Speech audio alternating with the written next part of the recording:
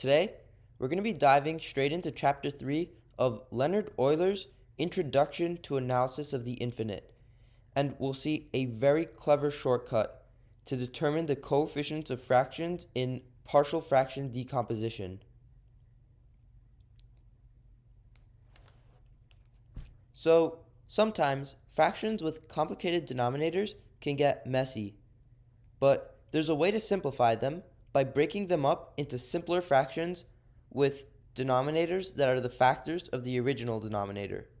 So let's say we have a proper rational function with m, the numerator, as a lower degree polynomial than n, the denominator.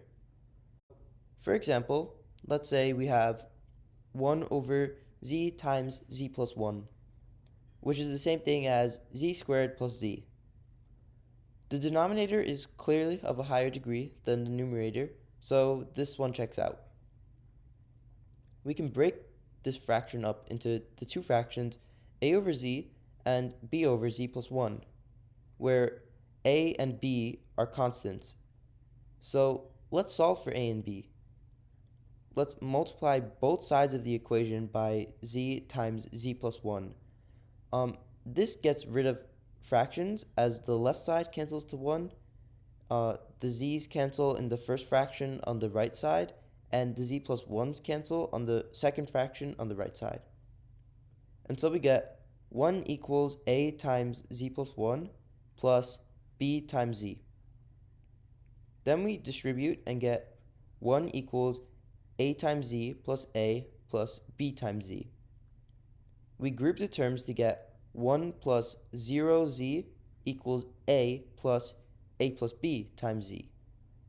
So a is 1 and a plus b is 0, so b is negative a, which is negative 1. So b equals negative 1. So there we have it. 1 over z times z plus 1 equals 1 over z minus 1 over z plus 1, which is something that can be easily verified if the fractions are combined. But this process can get very tedious once we get to more complicated denominators with more and more factors. So to get these coefficients easier, we're going to take a trip to our good friend Euler.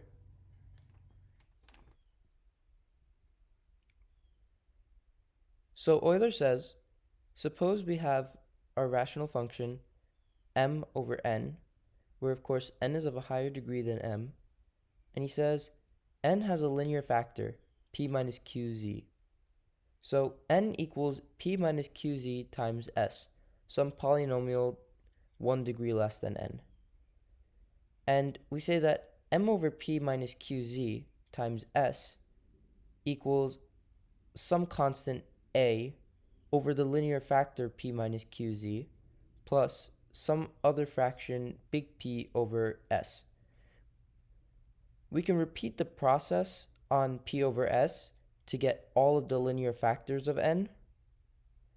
But for now, Euler says multiply a over p minus qz by s over s. Then we subtract it from both sides and combine the fractions to get m minus as over p minus qz times s, and that's equal to p over s. Then we multiply both sides by s to cancel it, and we have m minus as over p minus qz equals big P. And if we multiply both sides by p minus qz, we get m minus as equals big P times p minus qz. Remember, we're trying to solve for a, so Euler takes the clever leap of setting z equal to p over q. What does this do? So if we have p minus qz and substitute p over q for z, we get p minus p because the q's cancel, and p minus p is equal to 0. So if we set z equal to p over q, then m minus as equals big P times 0, which is equal to 0. That means that m equals as, and therefore a equals m over s, only when z equals p over q.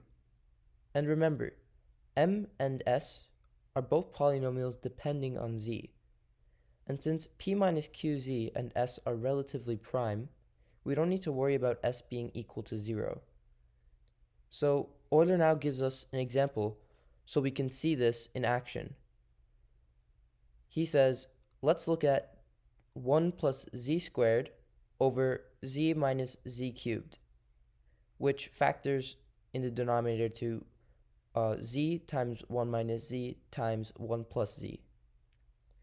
And we set this equal to a over z plus b over 1 minus z plus c over 1 plus z.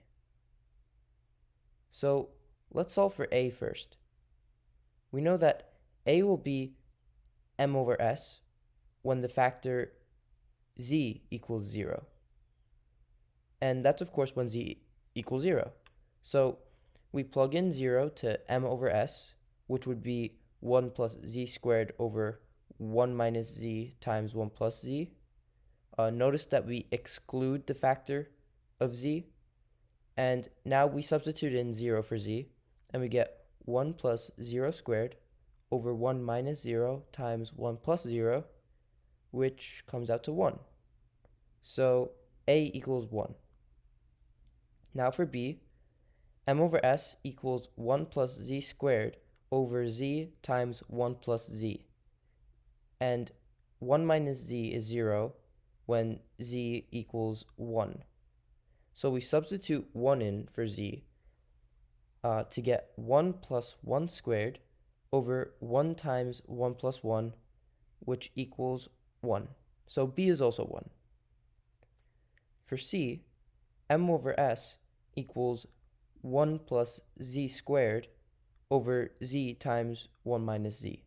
And 1 plus z is 0 when z is negative 1.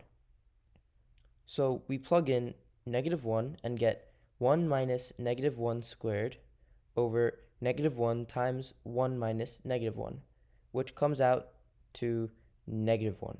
So c equals negative 1, and therefore 1 plus z squared over z times 1 minus z times 1 plus z equals 1 over z plus 1 over 1 minus z minus 1 over 1 plus z.